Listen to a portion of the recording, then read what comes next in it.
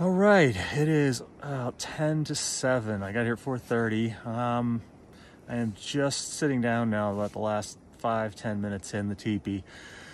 It took a while to get that set up. Of course, putting stakes, snow stakes into the ground, guying it out, getting everything set, and now I have all my things moved from the lean-to in here. So priority number one is to brew up some water. You see it's windy. Here, so boiling some, it's hard to see. Anyway, yep, boiling some water here. And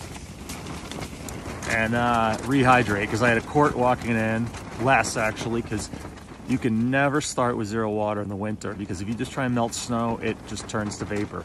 So it's always super critical to leave a little bit of water, no matter how thirsty you are. But basically, I walked in with a quart. I did chug a ton of water before I left the car, so that was good. But 4 hours of like basically almost max heart rate. You know, you're gonna sweat even in the wintertime. And I can tell I'm really down on salts and things because my legs and hands were cramping when I was setting up the teepee. So yeah, just scooping some snow from around the tent here and dumping it in the hot water as I boil it and heat it up so I can rehydrate. That's step number one. Then step number two after that will be to set up the wood stove. And then, yeah, somebody left some wood here at the lean-to, so I can probably burn some of that. I brought some Duraflames, which is kind of ridiculous in a way, but who knows? I'm going to give them a try. Never used them before. And, you know, at this point, all I need to do is keep it warm in here for an hour or so while I eat and get ready for bed, because it's almost 7 now. Let's call it an hour. By the time I've made some water and got the stove set up, that's 8. Get to 9 o'clock, I'm gonna be ready to get in my sleeping bag and pass out. And frankly, now that I'm in here, it's a smaller space, it's blocking the wind. It's a lot warmer than I was even in the lean-to.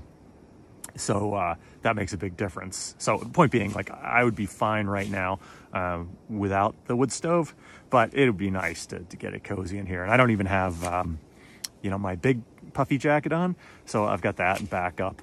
It was 15 in the lean-to, and now it's saying about 18, 20 here in the teepee. So you know, it's probably getting even a little colder outside, and that's just a few degrees warmer in here with body heat. So but certainly getting the wood stove set up will be nice, because and then, you know, I could probably strip down to just like a layer of fleece, and my hands will warm up, and take my hat off maybe, and then if nothing else, just for getting ready for getting into bed, it'll keep it nice and warm in here. And then morning, same drill. Don't even have to get out of my sleeping bag. I can just stoke that fire up, get it going, get it nice and warm in here, maybe 60 or even 70, depending on how well this wood burns. And then get up and eat breakfast and all that in sort of comfort without waking up in, you know, freezing weather.